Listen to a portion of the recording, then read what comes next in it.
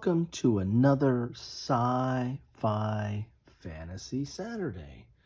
Now, some of you might think I'm stretching it today by covering Seasons of Innis, which is a expansion to the game Innis, which many of you would say this is not a war game, it's not a sci-fi game, and it's not a fantasy game.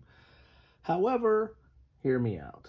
This game is really more of a Euro game, but has a lot of elements of dudes on a map, a la Risk, and has a mythological theme, not quite fantasy, but somewhat mythological, dealing with Irish mythology and legends and lore. And so I think it fits into the mix of my Sci-Fi Fantasy Saturday. So what is Innis? Before we get into the expansion, you probably want to know a little bit about this game right here. This is the back of the box of Innis.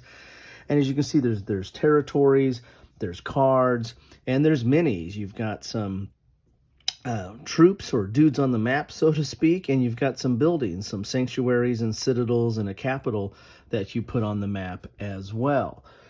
So this game, as I said, is somewhat of a war game in some respects, in that you are placing out your troops on this map, and there's different terrains that will go together as you build the map over time. See, they kind of interlock there like that.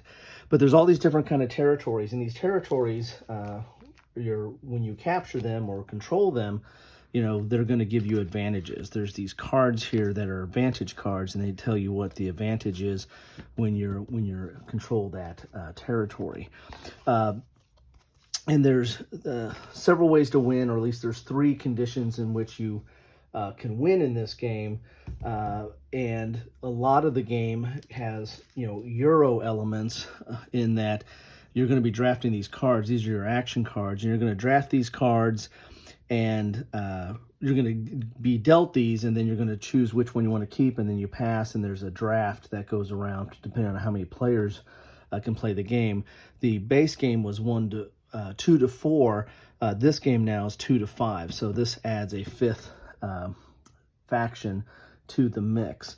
But these cards are really control the game, because after you draft them, then you play them, and it determines what you can do that turn, how you move units around the board, how you do combat, how you can take over sanctuaries and the like. You're also going to have these cards that are epic tale cards. This is kind of getting into the mythology or the legend of the game, and these can be played at different times, and these do different things as well as far as manipulating the map. Now, some people weren't a big fan of the art. I think the art is very interesting, and I think it fits with this Irish mythology or Irish legends or Gaelic legends and theme nicely. And so some people didn't like it, and some people just love it. So it's a love or hate it type situation. So, and the pieces you get in the game, of course, there's all the different factions. You don't have a ton of troops because the map's really not that big, unless you play like a 4-player game.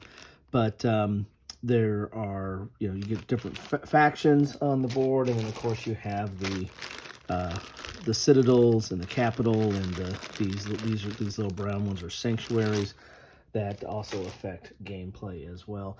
And there's also kind of a catch the leader mechanism. In a lot of games, there's a catch-up mechanism, or to try to avoid a runaway or a kingmaker type situation. And this has a kind of a catch-up mechanism when you're ready, when you have met the conditions to win the game. You take one of these tokens, and then there's everybody has basically one turn to try to knock you off one of those conditions, so that you can't win the game. So it's a pile up on the leader type situation. So that's Innis. I like the game. It's I thought it had some really interesting mechanisms. I thought the art was evocative. I thought it was a nice package. This came out a few years later, and I never got to it because when I played in this with my family, they weren't a big fan of it. I think my son was okay with it, but nobody else really liked it that much. Plus, there was 5 of us, and it only played 4. Well, this solves that, but it didn't solve the issue of, or maybe this won't solve the issue of, will my family like it? But I decided to pick this up. This was on the, I got this off Fun Again Games. I hardly ever get anything from them, but this was in their Ding and Dent section. But since it's expansion, I'm going to put it back in the main box. I think everything in here will fit in the main box, and so that's what I try to do with expansions. So even though there's a ding here, I don't think any of the contents are right there. I don't think any of the contents are damaged too much. So, you know, as long as the contents are good, it'll fit in the main box and it saves room on my shelf. That's what I try to do with expansions. So, you know, I'll leave it up to you to decide whether this fits in on my Wargame channel, or more specifically on my Sci-Fi Fantasy Saturday segment, but I'm putting it here anyway. So there's the box. I mean, I'm probably not going to, you know, keep this box on the shelf, but it's continuing that art that you saw in the base game. And then there's the board here, and I think the main thing that this adds to the game, well, first of all, it adds a 5th player, and then I think it adds some modules, some different ways to play the game, and it also adds some new terrain. As you can see there's like a harbor now, so I think there's a way to that it affects the terrain, and you play these harbor pieces, and I think they allow to connect pieces that have, you know, have bays or harbors or what have you. So there might be another way to move around the board via the ocean or the sea, so to speak. And so I think so the 5th player, there's the harbor, and then there are, I guess, some modules in here. So let's get in this. As I said, I enjoyed the base game. I thought it was fine as it was. So it'd be interesting to see what they've added here with some of the new modules. But as I said, my son was okay with it, but as I said, the rest of my family, or at least my wife and oldest daughter, were not as big as fans of it. But, you know, maybe that will change with some of these modules. Probably not. There we go. It's a little warped, this box, so definitely probably wouldn't want to keep it. It's kind of nice there with the little, really nice ink there, if you can see it. A little bit of silver, but the box is a little banged up a little bit. Not too bad. So there it is. So not bad for a ding and dent. Not too much damage there. Then you have the rules. And here's the components that come in here. Here's a few changes. I think you have to change out some of the cards to allow for 5 players. So some of the cards were conditional based on the number of players. So I think those get changed out. And there's the 5 modules. And that's the 5th one. That's it. So you got 4 pages. Look at that art there. So you have 4 pages of really only 3 pages, because this is components and the changes to accommodate 5 players. So you have module 1 is a 5th player. Okay, well, that's not much of a module. That only works if you have 5 players. We want a king. Does that change up? As I said, there's this way to kind of catch up with the leader, so to speak, in this game. This one, I think, actually shortens the game. I think this module here, we want a king. Seasons of Innis, this is a special dial that does some things here. Then you have Sea Travels. This is that part with the harbor, or placing a harbor tile to make it kind of an island so you can connect it. That's that other module. And then the 5th module is new epic tale cards. As I said, you know, a lot of the game, this deck is bigger than the action deck, but you really don't go through very many of these in the game. There's a special card or special way to get these. And so you don't really go through, there's no way you go through a whole one of these in a game. So, so that kind of keeps it fresh and keeps it somewhat replayable. But they've added more of these, I believe, in this expansion. And this talks about some of the reference to them maybe there. So that's it. That's your rules. So 3 pages, really short and sweet on the module. So it basically is keeping the base game intact. Then these are the punch outs here. And then you've got your 5th faction. And then you have some new cards here. So let's look at the punch out boards here real quick. So there's some new isles here, or new territories. And I assume that they'll probably have an advantage card to go with it there. And you have some punch outs that goes with that module that I think shortens the game. This goes, I think, with the Seasons of Innis. And then you got some of these just pump out and they'll all punch out and they'll all fit together. So here's Haven. And then you've got the harbor that will fit in there. There's a few of these that replace, I think, a few of these territories that replace the ones in the base game, I believe. Because it allows for you to maybe place a harbor or something like that.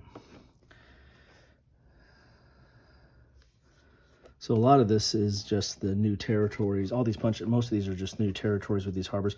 Some of these tokens here usually play off a card or connected with one like the Epic Tales cards and let you do something special there. There's the 5th player.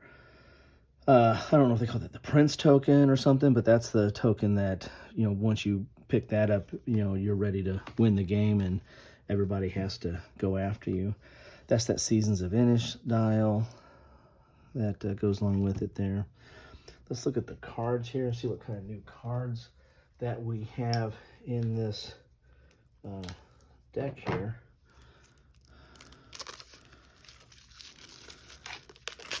So, not sure what this is. This might be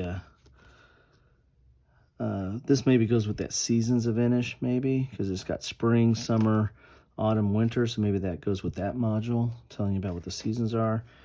Here are the new territory cards. So you've gotten, these are the new territories that are in, or these new sections.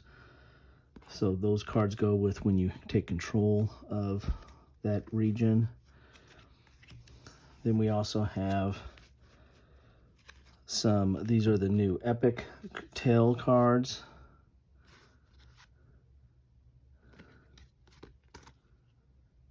So, as I said, I like the art. I think it fits with the game. But as I said, some people were kind of turned off by it. That looks pretty cool. You say this isn't a war game? Look at that. Pretty cool. And that's the one off the cover.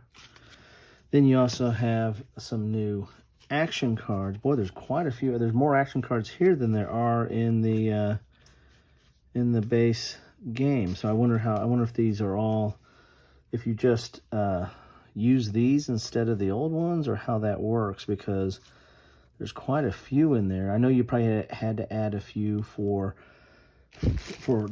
accommodate a 5th player. And I knew some of them had to change because they were conditional based on the player count. But there's more of those. This is the one that comes in the expansion. And I think there was like 17 or something in the base game. There's the base game right there. So interesting. I got to read up on how that works. So that might change quite a few things there. So that's it. I mean, this is a quick one here. That's what you get in a box of Seasons of Innis. If you are watching my channel because you want to see war games, you probably don't care about this or don't know much about it. But if you do know anything about this game, either about Innis or Inish, whatever the correct pronunciation is, I'm part Irish, I should know, or at least Carol is Irish. The Seasons of Innis is, if you know anything about this expansion or the base game, feel free to leave some comments down below about what you think about it, or if you find this interesting or not. I'm a Risk fan. I grew up with Risk, and those type of games, and pushing dudes on a map, so to speak, was always very interesting. And of course, when I got into war games, the dudes got replaced by counters and combat values and movement values. But I've always had a fondness for minis on a map.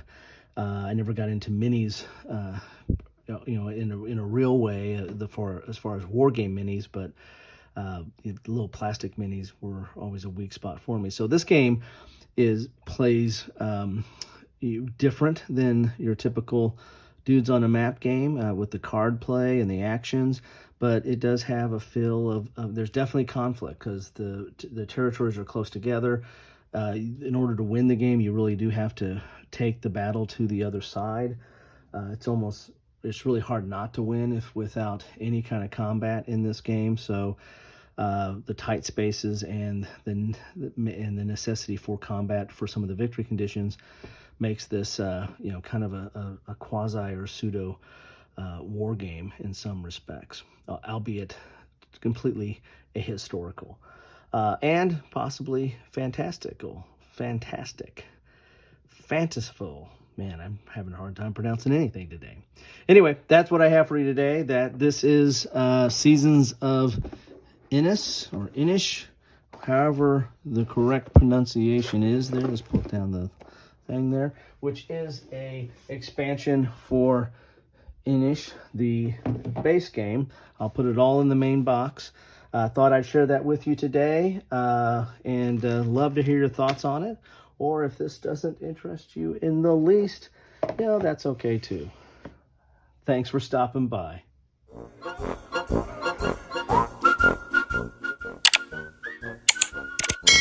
Thanks for watching.